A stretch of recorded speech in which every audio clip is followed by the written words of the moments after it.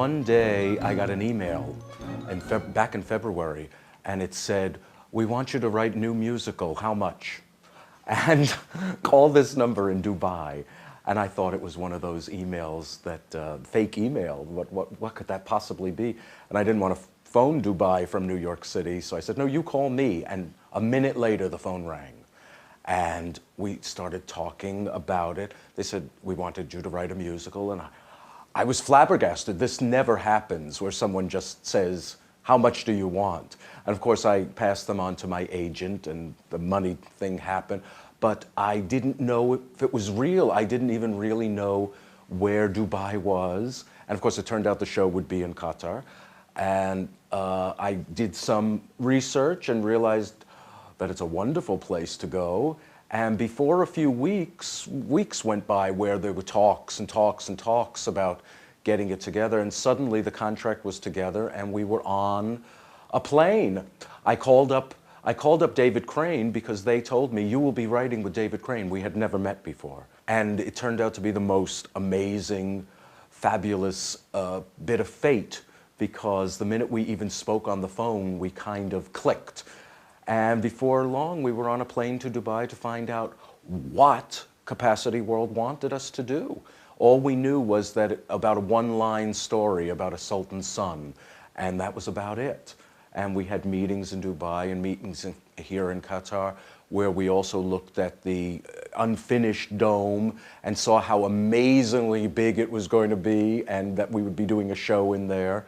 And we tried to gather as much information about what show they wanted.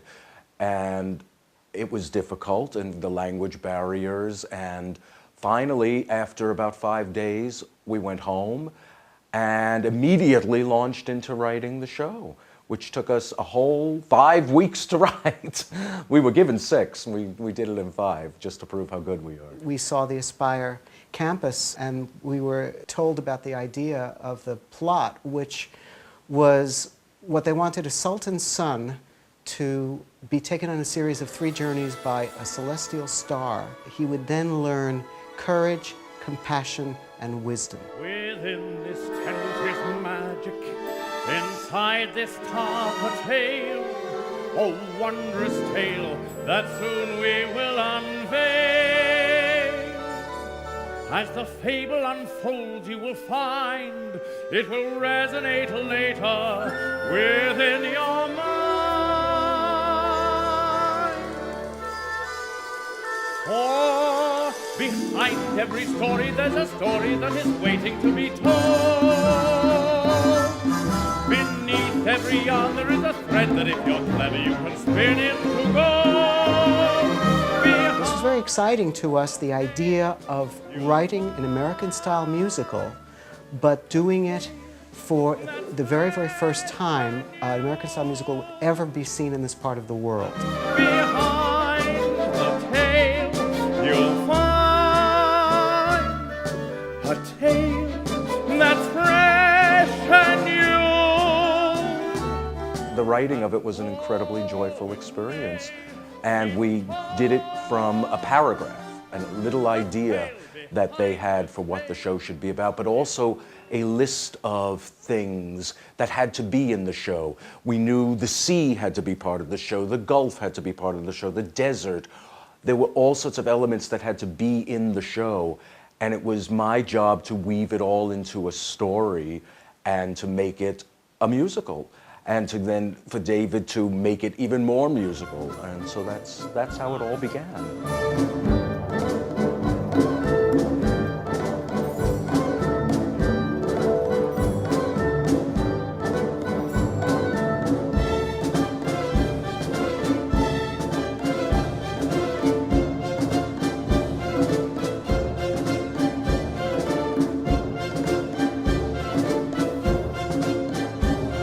They entrusted me with a tape of folk music of Qatar, and they asked me if I could find ways of incorporating some of the themes of these songs, and I did. In the score of Aspire are folk tunes that may be very well known by the audience in Doha, and I kind of transformed them.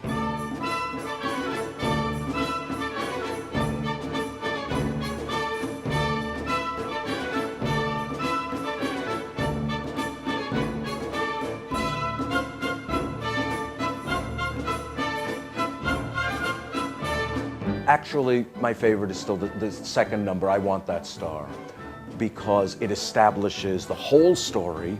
I think I am so proud of the writing of that. It's like a little one-act play by itself. We established the Sultan, we established Mansour, the narrator, the whole company, the incredible acrobats and fire and all of that. And I watched that like I'm a little boy. The characters all just came when they needed to come, except for one that was kind of a miracle character, and that was the star. What if there was a beautiful woman who was flown down, and she was, and I went, that's it, a real star. And suddenly we had a character who was like a fairy godmother, who represented everything that he wanted, but who could take him on the journey. And she has some of the best musical numbers in the show.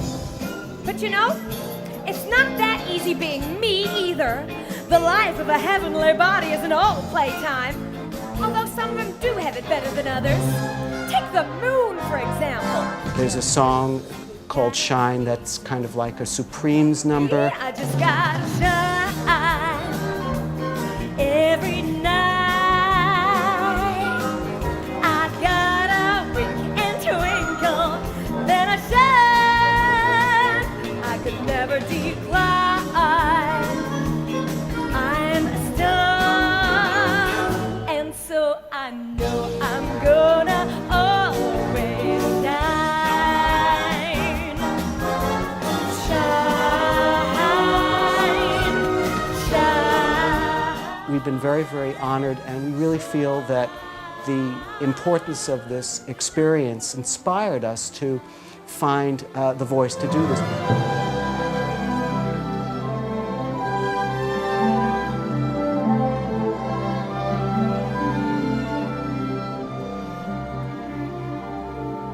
Sail your little ship across the sea. I will guide you safely through the night. If you keep a sailor's eye on me, you can take flight. And then we went to Bratislava and we recorded the music by a 70-piece orchestra. The music is as big or bigger than what would be a huge Hollywood movie. 1, 2, here we go.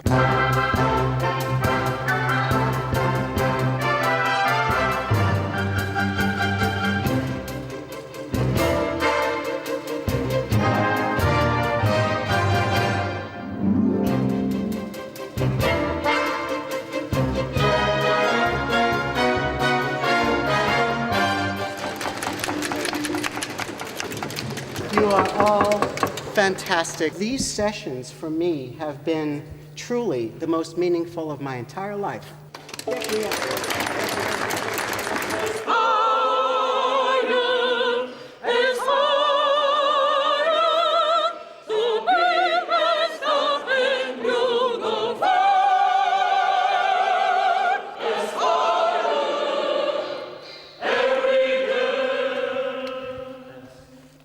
Aspire. Every time. Because it sounds like expire. To E tam nemôže znieť, lebo potom to vyzerá ako úplne iné slovo. Aspire, aspire. Ass. As. Ass. Aspire. It's like ass. You gotta be brave, you gotta be strong, you gotta aspire. You gotta be strong.